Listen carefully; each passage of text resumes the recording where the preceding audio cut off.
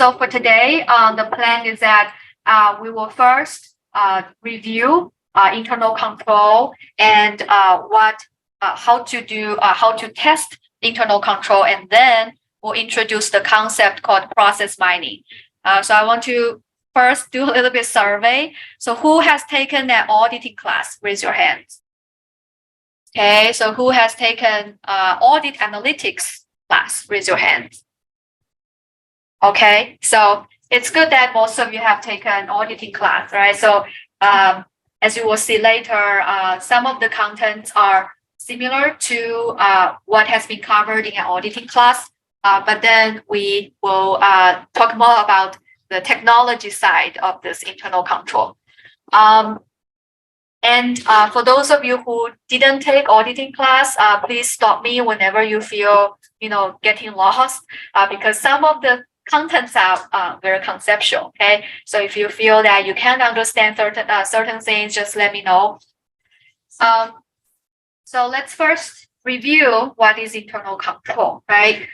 So as our teaching assistant Yugu mentioned in the last class, internal control is basically a process implemented by the company, usually the managers, to make sure that 3 objectives are met. Okay, so remember that in the COSO framework, right, we talk about 3 objectives and 5 components. Right, so the 3 objectives are: first, we want to make sure that we have to have some internal controls to make sure the financial information captured by our accounting information system is reliable and accurate. Okay, so that's the first objective. That's for the financial reporting purpose. And the second objective is to make sure, we need to have some controls in place to make sure the company is operating effectively and efficiently. So that's our second objective. The third objective is that we want to have controls in place to make sure the company is complying with regulations and laws. So these are the 3 objectives of having internal control, right? Does that ring a bell, right? And when it comes to COSO framework, we also talk about the 5 components, right? So here, let's review. We need to have the control environment. So you can think of it as the tone from the top, right? So if you have a CEO that is very loose on everything or casual on everything, maybe the control environment is not that, tough, right? But if you have someone who is more rigorous and, risk averse, maybe this tone from the top is more emphasizing on having effective control. So that's called a control environment, the tone from the top, or the overall atmosphere. The second component is the risk assessment. Right? This is very intuitive. You just want to assess where the risk can come from and what type of risk can be related to each business process, right? And also what level of risk is related to each process. So this is assessing the risk. And then after you assess the risk and you understand what might go wrong for each process, you need to have control activities to make sure you prevent these risks from happening, right? So that's the control activity. And later, I will talk more about control activity and how to test whether these control activities are in place and whether these control activities are effective, right? So that's for later discussion. And after we have these control activities, that's still not enough because we don't know whether these control activities are effective, right? So we have to monitor these control activities. So that's the monitoring component of the COSO framework. And after that's done, we have to communicate our findings as to, whether there is a control activity and whether the control activity is effective to the related stakeholders, right? For example, board of directors or auditors or stockholders or creditors. So these are the 5 components of COSO framework. And now let me talk more about the control activities. So before I move on, so last time, Yugu mentioned that there are 3 types of control activities. So who remember what are the three types of control activities? So we have preventative and detective and corrective. So preventive control activities. So what is what's the definition of a preventive control activity? Right, prevents errors or mistakes or risks from happening, right? It's very intuitive, right? By the name, you can tell, these control activities are put in place to prevent things from going wrong. Then what is a detective control activity? To uncover the problem, right? To detect the problem, exactly, right? So that's a detective control. Or then what's a corrective control? Okay, so identify the error, and more importantly, you want to correct the error, right? So that's corrective. Yeah. So detective and corrective, they always go hand in hand, right? Because to correct something, you have to detect that error in the first place. So here, when I list the type of controls, I just put preventive and detective, right? Because for corrective, it's like part of, you can consider it as the next step of the detective. So for preventive control, right, we said that these are the controls that we use to prevent bad things from happening. And there are some typical examples of a preventive control. And I remember last time we talked about separation of duties, right, or segregation of duties. Usually we use SOD to represent this. So let me talk more about this segregation or separation of duties. So the idea is very simple, right? You want to allocate different roles to different individuals. For example, in a typical accounting work, you want to have one employee to keep, let's say, keep a custody of the cash or the resources. And you want to have a different employee to authorize certain transactions. And then you want another employee to keep a record of the transactions, right? And if possible, you want to have a fourth employee to do the reconciliation. So we do this kind of separation of duty as checks and balance, right? You want to make sure your all the activities are validated by the peers, right? So that means if anyone wants to conduct a fraud, it's very difficult because there is always a second eye, right, to monitor the activities. And if, say, let's say the four of them want to collude together to conduct a fraud, that is a more difficult task because you have to compromise all of them, right, to hide this fraud. So that's why it's a standard practice in businesses, usually for big businesses, to have segregation of duties. For smaller businesses, maybe this is difficult to do because it's just difficult to hire 4 different individuals, let's say in this accounting department, to do these different tasks, right? Because it's very costly for small businesses. But for big firms, this is like a very important aspect to have separation of duty. So any questions so far? All right. So later we can talk more about separation of duties. And for detective control, so these are the activities that you use to review any, to identify any risks, right, and to detect errors or fraud, and later on to correct them.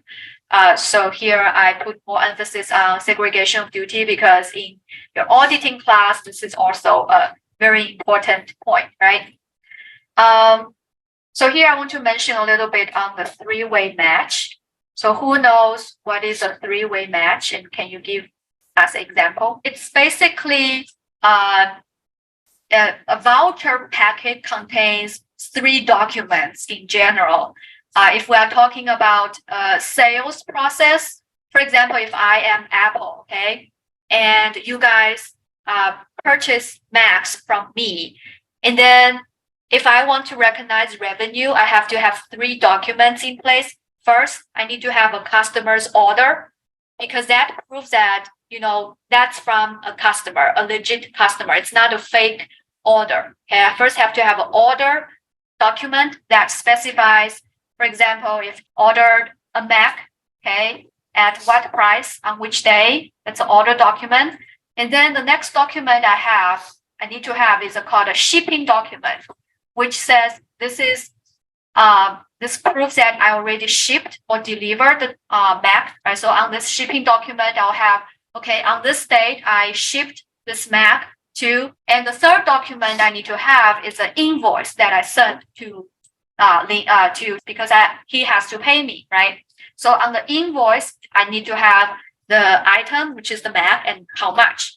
So in a revenue recognition, you have to make sure that the information from these three documents match. For example, the item, which is the Mac, and the unit, how many units, whether it's one Mac or two Macs, and also the amount of money that is involved in the transaction, right? So, so in this case, once everything matches, then you are very comfortable that, okay, this is an authentic transaction, it's not a fake transaction, and you pay the amount, you get or pay the amount that is accurate. Okay, so for now, I put it in the preventive control, but now I feel that it's more of a detective control because maybe it can be both. It depends on when this match is performed. If this match is performed by, for example, by the accountants, in-house accountants, or internal auditor, let's say in-house accountants, that is preventive because you prevent that you wrongly recognize certain revenue. But if this is performed by an auditor, whether it's internal auditor or external auditor, it's more of a reviewing process because you are reviewing if the information matches from these different documents. Okay, so it depends on who is performing this three-way match and at what time. So it can be either preventive or detective. Okay, does that make sense? This is called a three-way match, right? Because you are matching information from three different documents. Okay.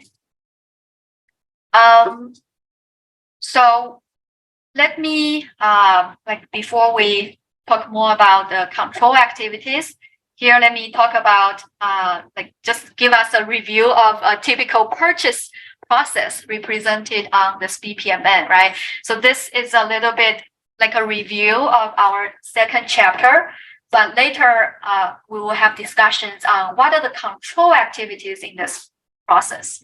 So here I am depicting a very typical purchase process where the focal company, for example, Rogers, okay, or institution, the focal institution is purchasing something from a supplier. So for example, Rogers is purchasing, let's say, 1,000 lab computers this year, okay? So then in this process, first, there is a purchasing employee who initiate a request to purchase 1,000 computers. So this is our first step. So if you find this is too small to see, you can also open the slides on your computer. So the first step, okay, this employee initiate that, hey, we need 1,000 computers. The next step is that maybe a manager has to review this request because the manager has to see, well, why do we need 1,000 computers? Don't we already have enough computers in the lab room, right? And all the lab computers are still working. Why do we need additional 1,000 computers? So in this case, a manager or a higher level employee has to check whether or not we really need this 1,000 computers, right? Whether the reason is legitimate, does it really meet Rogers' needs, something like that.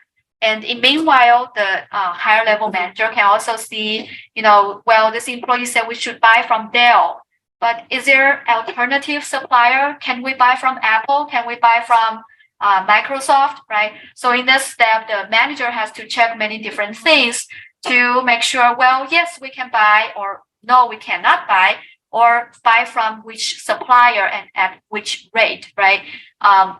So this is the manager approval. So now let me ask you a question. Why do we need some higher level employee to approve a purchase order, especially when the purchase order relates to a large amount of money. So it's possible that I just want to have additional computer for myself, right? It's not for the use of the department or the students. I want to use it for myself. So I can initiate an order and just place an order to Dell, but I actually use the computer myself. So that's why, yes, a third person, a higher level person have to look over this employee's shoulder to see what they are doing, what are they purchasing, and is it a legitimate purchase, right? So this is considered as a layer of control, right?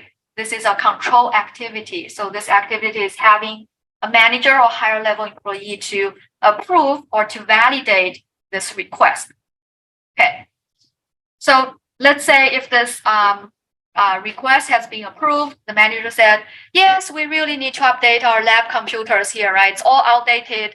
We have to get new ones. And we have more students coming to RBS, right? So we need 1,000 computers. So let's say that goes through. So then this purchasing employee can place the order to Dell to get the 1,000 computers, right? And let's say after 10 days, Rutgers received the computers. And now we ask another employee, so here to make it more concrete. So let's play some I'll designate some roles. So let's say I am the purchasing employee. Okay, I initiate the purchase. And let's say the manager, okay, she approves. And let's say is the receiving employee. So now after the computers arrive at Rutgers, we ask them to check to receive the computers and count how many computers are there.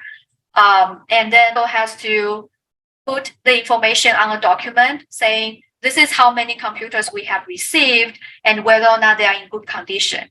So now my next question is, why can't I go there and receive the products and count how many products that we received? Why do we want to have a different employee to conduct this receiving and preparing this or counting the number of computers? If I place the order and then I went to check the number of products received, what might go wrong? What would I do there? Or what might I do there that I don't have to tell anyone? Take some computers, yeah, and I can take it home, right? So maybe, okay, the school ordered 1,000 computers. If I take one home, no one will notice. And I'll just put on the receiving document that, yes, we received 1,000 computers, but actually I take one home, right? So you want to have a separate employee to go there and check. And the best is that I don't tell Mendel how many computers we received, right? So Mendel can go into the receiving room to count without having a knowledge of how many we ordered, right? So then the count from him should be very reliable or not contaminated by any prior information, right?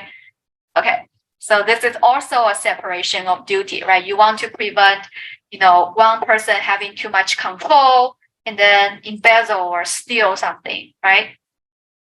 Okay, so now finally, let's say Mendel counted that, yes, there are 1,000 computers from Dell and they are in good shape. And then he prepared this receiving report specifying these, amount and also getting the invoice maybe. And now all these documents, including the purchase order and receiving documents and maybe the invoice from Dell, will be sent to the payment department. Let's say in the payment department is the accountant here, okay? So we'll do a three-way match, right? Okay, so she will match information from the purchase order, and from the receiving document and also the invoice to make sure, yes, we ordered 1,000 computers and we actually received 1,000 computers and we are billed correctly for the 1,000 computers, right? Because sometimes maybe you got billed for 120 computers just by mistake, right? So you want to make sure the information matches.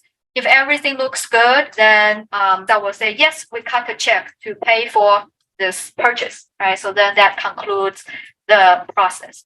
Now, my next question is, why do we want to have a separate employee process the payment and reconcile the information? Like, what can go wrong if we don't have a separate employee doing that? So, for example, the receiving employee, and then he received the products and he also pays for the product. What can go wrong? So for currently I put it in the payment employee. So that's the accountant. She will compare 3 documents: purchase order, receiving document, and also the invoice from the supplier. Actually, the answer is similar to what we already discussed, right? So it could be that, let's say, if we ask Mendo to count and then Mendo directly pay, it's possible that he may, take something away and still pay that amount, right? So we need to have a third person to reconcile the information to make sure everything matches, and then we pay, right? So here, this is another layer of control, right? So in this typical purchase process, we have 3 layers or 3 control activities, right? So our first control activity is to have a manager or a senior, let's say, employee to approve the purchase. Second control activity is to have a different employee to receive the product and prepare for the document, receiving document. And the third control is to have a separate employee to do the reconciliation, right? To make sure that everything is good. And once again, I said that ideally, right, we want to have all the separation of duties, but for small businesses where they only have a few employees, this is a little bit difficult to achieve. Okay, so that's why when auditors audit smaller businesses, they may have to take a closer look at their controls, because you may get same employee performing all these activities. Okay, but for big companies, it's you just have to check if the controls are in place and validate that. So now let's talk about how are the auditors checking if the controls are in place. Are they looking at these things as we described? Right. So now let me, if you have taken auditing class, I don't know if you remember all that, but let me give you an overview of what is currently being done. Okay, if we want to check if the controls are in place, and as you will see, these testings are very, let's say, superficial and also rudimentary. Okay, it's not as intuitive as what we discussed here. So any questions before I move on? I know that there is a lot to unpack for this chapter here. Okay, so now let me introduce what is the traditional way to test the controls now, okay? And then we can introduce process mining as a different or better way to test the controls. So for example, let's say in our previous purchase process, one risk area is that, for example, let's say Rogers actually purchased 2,000 computers, okay? But on the financial statement, maybe we only recorded the purchase of 1,000 computers.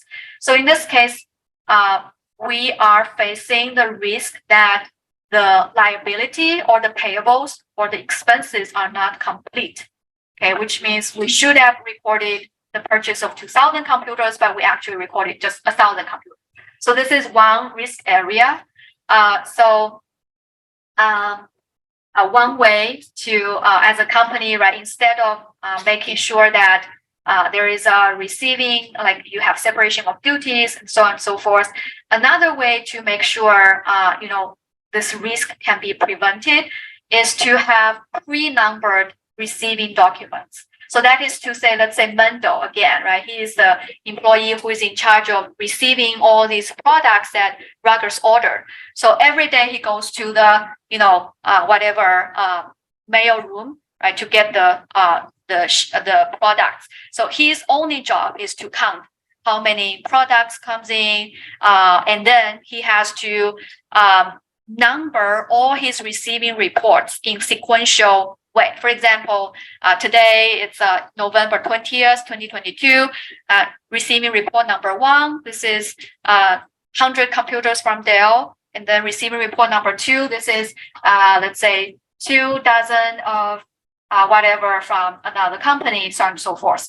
So in this way, we can make sure that, all the products or whatever we ordered has arrived, which means we have to pay for that. So currently, what auditors do to see if this layer of control is in place is to see, just to look at, whether there's missing like documents in the receiving report. And if there's one missing, it means that, okay, maybe something didn't get recorded on the financial report. So this is what auditors are currently doing, okay? So they do not directly, or they may look at what Mendel does, like whether or not he independently count the products received, but more likely they just look at these documents, right, to see, if there is missing document, or if we're talking about three-way match, whether managers signed off on this match, something like that. So it's very indirect. And another example of the test of control, let's say we said that in terms of purchase, right? What if I purchase something for my own benefit, not for Rutgers? So this is, and then let's say I purchase 100 computers for myself, and then I recorded that on the book. But that, let's say, but that transaction is not legitimate, okay? So to prevent that from happening, maybe that's not a good example. I'm just thinking about, so for example, if I want to steal some money from Rutgers, okay, so I can say that, well, I want to order something from a fake company under the name of Lin, okay, and then I will say, well, we are ordering this product from Lin, and then I put it on the request, and then I don't get approval. I just go ahead and pay Lin. Okay. So in this case, we paid for something that doesn't exist, right? Lin is having a fake company. I just use that like as a disguise. Okay. So that means like that vendor, Lin vendor, she is not a legitimate vendor, right? She's not like, let's say she's not Dell, she's not Apple, who are legitimate vendors. So one way to check if the transaction is legitimate is to see if the transaction or this purchase is from a legitimate vendor. So there should be a list of approved vendors. So one way to test this control is to see, well, whether Lin is on this list. If not, then there is something wrong with that, right? So this is another way, which is very indirect, to test the layer of control. Okay, so now I think I'm losing you, but we can come back now. So, so this is what like auditors are doing to test the control. So it's very like superficial, right? So a more direct way to test the control is actually what we just discussed when we look at the BPMN, right? I ask you, why do we need to have a separate person to look at the let's say to approve the order, or to receive the products, or to reconcile the documents. So that means if we can somehow, observe that the firm is actually following these procedures, then it means that the controls are in place and effective, right? That's a more direct way, right? Because this is a way to like visualize or directly see if a firm follows the procedure. If there's any deviation, or if the firm is missing any steps, then it means that, there is some control deficit, or control flaws, right? Okay, so now with accounting information system, we can actually do that. We can actually find a way to see if the firms are following these procedures.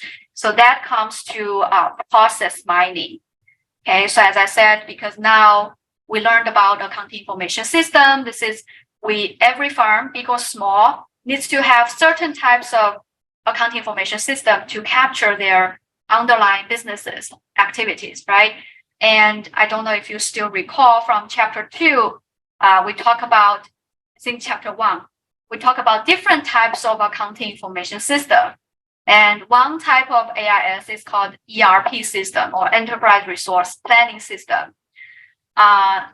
So who still recall ERP system? Okay, yeah. So ERP system, right, it's basically a centralized relational database that has information from different departments, right? For example, if in a typical firm, they have purchase department, sales department, finance department, so on and so forth. So this ERP system is able to integrate information coming from these different departments. Another question to you. So we said that the AIS systems can be to manage information internally or external information. So ERP system is to manage internal or external information. Yes. Yes, because we're talking about ERP system being an integration of information from different departments internally, right? So the ERP system is an internally used accounting information system. And if you still recall our chapter 1, we also talk about customer relationship management system and supply chain management system, right? So these systems are examples of managing external information, right? Because the customers are our downstream partners, right, for business, and suppliers are our upstream partners, right? So the customer relationship management software and supply chain management, these are to manage information external to the firm. Okay, so that's just some recap on what we learned. Okay, so because now businesses, big or small, are using these different enterprise systems to capture their internal information, we are able to obtain something called an event log. Okay, so in next class, I will show you how to use SQL language to convert the relational databases that we have been using so far into an event log. So that's for our next class. But let me just talk more about what is an event log. Okay, so an event log, in a nutshell, is basically a table that shows what are the activities happen to a particular transaction. In another word, an event log is a table representation of the business process. So for example, for a particular order, we can say for order number 1, the first activity relates to this order is requesting this purchase order, and it happened at what time? And the second activity related to this order is getting approval, and at what time? So we can get, utilizing SQL from the ERP system, we are able to construct such a table to show what each transaction has gone through and at what time. So then, utilizing some software that we're going to learn later, we are able to visualize or construct what are the processes that the company is actually following compared to this ideal process depicted on this BPMN. Okay, so let me show you some example here. So ideally, this is okay. So let me recap. So if you feel that I need to repeat to you, just stop me, because here is some core concepts that we're going to utilize throughout the rest of the semester. So the event log, as I said, is a table representation of the business processes, or numeric or whatever representation, and using some software, which we'll learn later, called Synonymous or others, we're able to visualize whether or not the company actually follow the defined process. For example, let's say on the left-hand side of this figure, this is the ideal process, which shows this is the starting of the let's say purchase process. Then the next activity is to create purchase order, and then get the invoice and get the products and pay, something like that. But in reality, you may see that the firms may skip some steps or having additional or extra steps in the middle. So you can compare whether or not the firm is following the control activities defined by their business process, right? Like from here. So if we can use this as a guide and call it like what should happen versus having event log and visualize what actually happened, you can see whether or not the firm follow these control procedures and what's the percentage of violation and where do the firm or where do the employees violate these tasks. So then you can have a very direct way to see like whether or not these controls have been followed. Does that make sense? Okay, so let me talk more about this event log. So as I said, the event log, this is a table representation of a business process, right? So for an event log, there has to be three components or major components. The first component has to be a case ID or transaction ID. So for example, when we're talking about purchase process, the case ID can be a purchase order. For example, I made an order to Dell, right? So maybe this order number is 1234. So this ID represents this event, okay? And then the activities are just the activities that this process has been through. For example, for this order, right? So first it has to be a purchase request, and then the purchase request is approved by a manager. This is the second activity. The third activity is that it is placed to Dell. The fourth activity is that we received the products. The fourth activity is that we paid for the order. Right, so these are the activities relevant to this particular order. So it shows the whole life cycle of this order until the ending of the process. And the third element is called the timestamp. So not only do we want to know what happened to this order, we also want to know at what time. And utilizing the time information, we are able to construct a sequential order of these activities. And that's how we can visualize each transaction in the sequential way and compare that to the ideal business process and see where what went wrong in this process. Okay.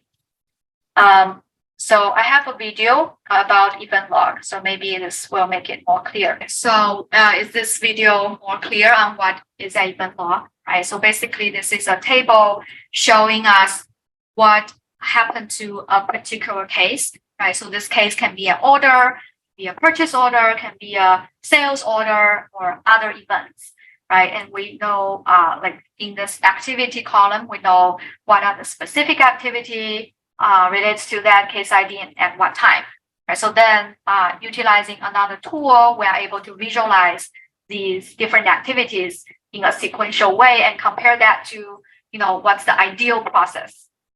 Okay. Any questions here? Let me talk more. So the process mining, I haven't officially defined it. Okay. So process mining is just a tool or an analytical tool to identify insights from event log. Okay. So here the insights can have 4 perspectives. So first, we said that by looking at what happened to an activity or a case or an order, right, we are able to see what are the sequence of activities happen to each order, right? For example, we say that ideally we want a purchase order to go through request, approval, and then placing the order and get the product and invoice and pay. We want to have this sequence, right?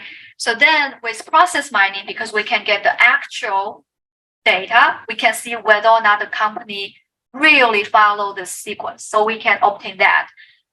So then we can look at the flow of control or flow of activity and whether or not the company follows that sequence. If not, then we have to investigate those transactions that do not follow the sequence.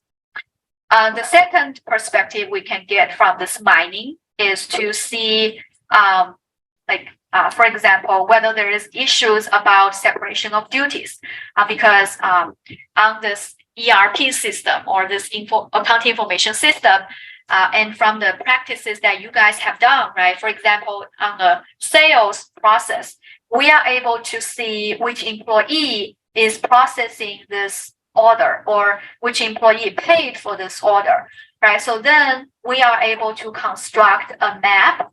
We call it a social network map or social network analysis to see, whether there is potential for some employees to collude with each other to conduct certain fraudulent behaviors, or there should be a separation of duty, but there isn't, right? So that's another perspective. We call it organizational perspective. And also, we can look at for each order what has happened to this order. For example, let's say as an auditor, right, I want to select, let's say, transactions with an amount over $10,000. And then I can extract all these orders and look at the sequential flow of the activities. And then I will see, whether or not each transaction follow the controls. If not, then I have to be alert, right? So we can look at these instances case by case. And the third perspective is a time perspective, because with the timestamp, we can see what's the time, how long did it take for activity to happen, right? So, for example, if, let's say in general, after a purchase order is requested, in general, it takes about 3 business days. I'm just making this up, days to get it approved. But if you find an order that is approved within a minute, then there's something wrong with it, right? Or maybe, that indicates certain, issues that you might want to investigate. So this is called a time perspective. You will know how long did it take for a certain activity to happen, right? And maybe that suggests something that you have to be aware of. So why do accountants and auditors need process mining, right? I think we already said many about it. So I think most importantly, it provides a very strong audit trail or audit evidence for internal and external auditors, or even managers, to see if the controls are in place and whether or not the controls are effective. And also, when you look at this visualization of what happened to these orders, you are actually looking at the 100% of the transactions. You are not taking a sample, which is the standard of the current auditing process. And I won't bother you with the dual purpose test because this is a auditing term, but it's a powerful tool for that substantiative testing and also internal control testing. So before I move on to the steps of how to use process mining to test controls, do we have any questions here? Or do you want me to clarify any concepts? I already touched upon the basic idea of using process mining to check if the controls are in place, right? So the idea is that first you have to have an ideal process flow or ideal BPMN, right? And then you compare this standard with what actually happened in the company and identify any discrepancies, right? So if there's discrepancy, then examine the discrepancy. If there's not, great, your controls are great. So that means the step number 1 is that we need to start with this ideal process model. Okay, so this is pretty much like what do you expect the firm to do, right? This is what they should do, in other words. So here again, this is just another version of the same purchase process. And here, I think this is more of a small business because there is not a very strong separation of duty. But let's say this is a small firm and this is the most they can do. So in this procurement or purchase process, similar to the previous version, right? They have to initiate a purchase order and get the purchase order approved or signed. Then after the approval, the purchase order will be placed, maybe to a supplier or whoever. And after the order is placed, then the products have to be received and together with the invoice. Okay, so here you notice that it's the same person who is initiating the order and getting the order. Okay, so as we said, ideally you want to have separate employees, but maybe this is a small firm, right? So maybe there is they don't have enough, employee to do that. So let's say, okay, so one employee received that, but the invoice is sent to the accounting department, right? So here, just a quick note. So here we have a gateway. So what kind of gateway is this? So we have exclusive, parallel, and inclusive. What is parallel, right? So this means receiving goods and receiving invoice happen at the same time, right? Okay. So after these are received, this accountant will reconcile the 3 documents, right? We already mentioned and pay. So this is the ideal process, right? This is our blueprint. Now the next step is to look at what actually happened to this firm, right? So that's the event log part. So here I will skip the event log, like how to construct it. We'll leave it to the next class. Next class, I will actually show you how to use SQL to construct the event log. But let's say now we have the event log, which nicely shows like this is the order number and these are the activities happen to this order. So then that means we can count, right? How many unique orders are there, let's say for the past quarter of this company. Okay, and then we can then count how many activities, how many signing activities are there, how many releasing activities are there. So this is this simple, descriptive summary of all these activities is called a process discovery. So let me give you an example. Let's say, okay, now we have the event log of this company's purchase process, and now we can count, how many unique activities are for creating a purchase order. And let's say we have in total 26,000 something of these activities. And then, so let me give you a little quiz. So suppose the company follows all these procedures. If we create 26,000 orders, how many signing activities should there be if we follow this process? If we created 26,000 purchase orders, how many signing activities should we expect to see? That's what should happen, right? So if we say each purchase order has to be signed, which is what this process shows, and if we have 26,000 purchase orders, then we need to see 26,000 signing activity. Does that make sense, right? That's what we expect to see.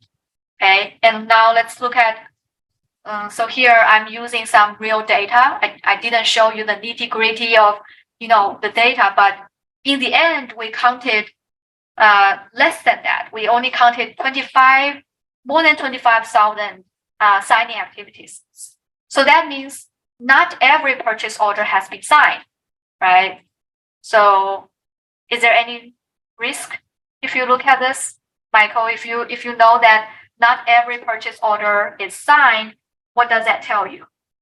What are the risks there? Because it could be that, some employee created a purchase order and they know that it's not going to be approved, and then they go ahead with it, right? So maybe that's an unapproved purchase. So maybe you want to investigate those unsigned purchase orders. Okay. Okay. Now, does that make sense, right? So here, this is the third column is the percentage of the activity in regards to the number of purchase orders. So here it is less than the purchase order, meaning not every orders are signed. Okay, now another quiz. So suppose we have 26,000 purchase orders. If we follow this route, how many release activities should we expect? Release means placing the order. If we have 26,000 purchase orders created, and if we follow this path for each purchase order, how many release activities do we expect to see? Okay, we also want to see that, right? But let's see what the data tells us. Okay, there are more orders placed than initiated. So what does that tell us? So if we see that more purchase orders are placed than created, what does that tell us? Right, so not everything went through that request and approval, right? So it's likely that I just went ahead and placed something for Rogers, but maybe Rogers didn't even know that there is a purchase, right? So then, as manager or internal accountant or auditors, you have to investigate why there are some purchase orders that are placed without going through the initiation of the request and also the signing. Okay, so then the rest of the interpretations are very similar. And I want to call your attention to the number 5th item. So this is saying that there are more invoices received than the purchase order. So if we assume that for each purchase order, all the products will be delivered to us in one batch with only one invoice. So then if that's the case, this means that we received more invoices than needed. So this is very risky. Why? Why it's risky that we receive more invoices than the number of orders. So you may have paid. We may make duplicate payments, right? That's what you say. Yeah, it's possible. Yeah, it's likely that you pay something twice, or it's possible that someone want to create a scam, right? Like for example, I am a company, and I want to make you pay me, and I just directly send you an invoice. And it's possible that you are a big company and you don't even know what you ordered. And one day you receive a bill, you say, "Oh yeah, maybe we purchased this. Okay, let's pay them." Right? So you may pay for something that you didn't even order. So then it's very concerning because that's like you paid for something that you didn't need. And if the amount is material, then that's a big issue, right? So then as internal auditors, you have to check what are the extra payments there, right? Is that related to some errors, fraud, and whether or not it's material that can affect the financial statement, right? So this is the process discovery. So as you can see here, without any visualization, you can still do some basic analysis to see what might go wrong for the actual business process. Okay, does that make sense? This is the step 2, and we call it process discovery. So for process number 3, this is where we can do some visualization, okay? So for example, let's say after we get all these event log, right? Besides looking at the process discovery, like the basic count, right? We can also visualize using certain software to see, these are all the activities, the order activities happening in this firm, and the thickness of the line represents the amount of activities. Okay, so that means the thicker the line, the more frequent that activity is. So in general, the ideal process should be the most common or the most frequent path or the sequence. But besides this thickest path, and this path is called a happy path because that means these orders follow the ideal process or the process that the company should follow. But we still get a lot of deviations. Okay, so that means maybe for this order, it skips the step or two, or they may go through other processes that are not even documented on the original business process diagram.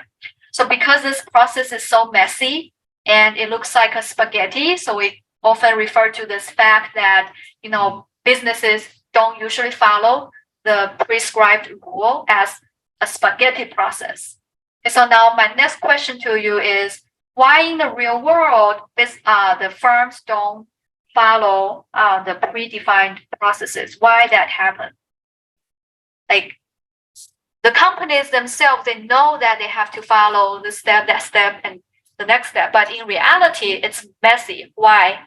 Why in the real world, processes have many variants? So let me make my question more generic. Okay, so why, if we plot out the actual sequences of business processes, they do not follow what the company, do not follow the process that company should follow. like why in the real world it's so messy, these processes. Yeah, human error. Yeah. So maybe there are some new employees, right, who are not well trained. So they just don't know that, oh, they should send this purchase order request first to the manager to approve, right?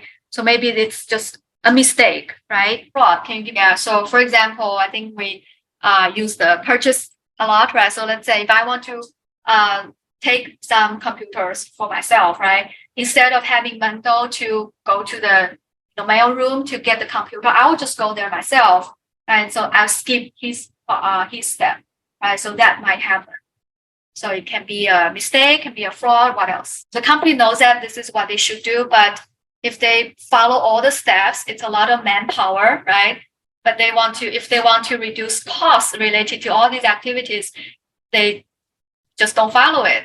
It's possible. Yeah. In some companies, right, there should be some flexibility implemented. It can be good or bad, but I don't know, like, if you have some working experience, right? For example, if there is an urgent issue, like, people may say, well, we really have to get this done within today, right? So we want to facilitate the process. So maybe like they first just place an order directly without getting approval. So they may skip a process activity or two. So it happens sometimes, like, because if you have a lot of activities to go through, it will take a long time. So sometimes for some legitimate reasons, firms may take some shortcuts, right, to bypass certain controls. However, like if you look at these processes, you as an auditor, you have to be aware that you have to distinguish legitimate, deviations versus deviations due to errors or fraud. And especially as an external auditor, as a CPA, you have to consider whether this deviation relates to, can affect financial statement materially. What does affect financial statement materially? So what's materiality? Yeah. So for example, if not following this control causes, let's say, an overstatement of revenue of 10%, right? So to me, I think 10% is huge. So then that materially affects the financial statement. So for CPAs, external auditors, this is, you have to consider the dollar amount impact on the financial statement. Okay, so coming back, right, we discussed like, yes, real world can be messy. Now the next step is that, yes, we said that it happens sometimes, right? So as an auditor or accountant or manager, we have to learn to like differentiate the legitimate or low risk deviations versus those that could relate to fraud or errors. So then that comes to the fourth step, which is to assess the risk of each variant. So I forgot to mention that each path or each sequence is called a variant. And this the variant that follows the predefined sequence is called a happy path. Okay. So then the next step is to assess the risks of the variants that are not the happy path or that deviates from the happy path. So here, I think I already touched upon what are considered high risk deviation, right? I said, especially those related to, material impacts on the financial statement. So here I have some examples of these deviations. For example, one kind of deviation is that after creating the purchase order request, without getting signed or without getting approved, immediately this purchase order is placed or released, right? So, and then you have to consider, is this considered a high risk or low risk or medium risk? A second example of this deviation is that, so this change line means changing the purchase order details. So this one could mean, after the purchase order is created, then the purchase order is immediately revised and then get placed, right? So you may want to consider whether changing the details of this purchase order matter in this particular firm, right? So there are different deviations. Here I want to call your attention to this number 5. So this one says after this purchase order is placed, immediately the purchase order is paid. So this is high risk because as a normal flow, you want to make sure that the products are received first, right? Because you cannot pay without, in a normal process, like you can forget about today's e-business, but let's say in a traditional process, you have to first get the products and the invoice and then pay, right? So here it might indicate some risk that you didn't even receive the thing that you ordered and you paid. So this is considered to me as high risk. And number 6 is even worse because you paid and later you get the invoice, right? So you paid first without getting anything in first. So this is to say that you may get different variants, right? And different variants may have different levels of risks.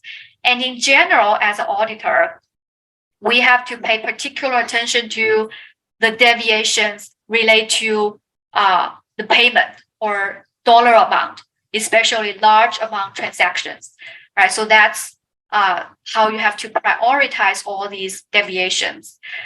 So here I list some ways to assess the risks, right? So one way is, as I said, as long as it relates to transactions, dollars, then that's high risk. So this is what I call the rule-based approach. Another way is to just ask more experienced people to tell you whether this kind of deviation is risky or not. And the third way is more, forward-looking. So in the future, maybe there are some AI tool, artificial intelligence tool that can take a look at this deviation and predict whether or not this is, high risk or not. So these are the 4 steps, right? So to summarize, first, we have to have an ideal, blueprint of what should be the sequence.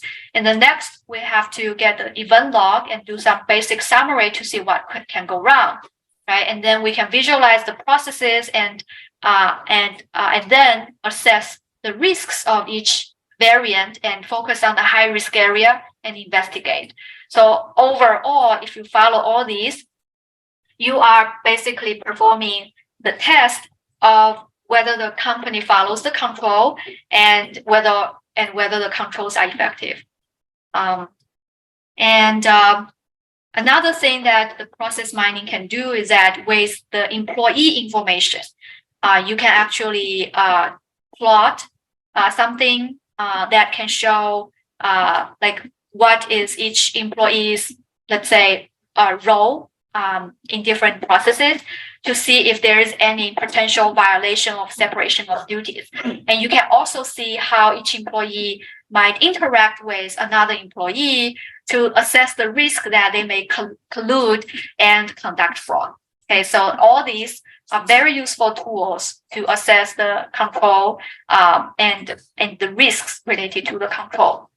Okay, so I think that's pretty much what I want to cover for today.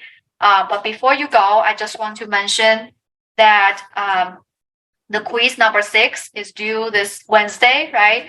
And if you listen carefully of what I said, you should be able to do the quiz. But to be on the safe side, I want you to read this document. And also before next class, which is on Monday, I want you to read this document called Purchase Order to Cash Case Description to prepare for the next class.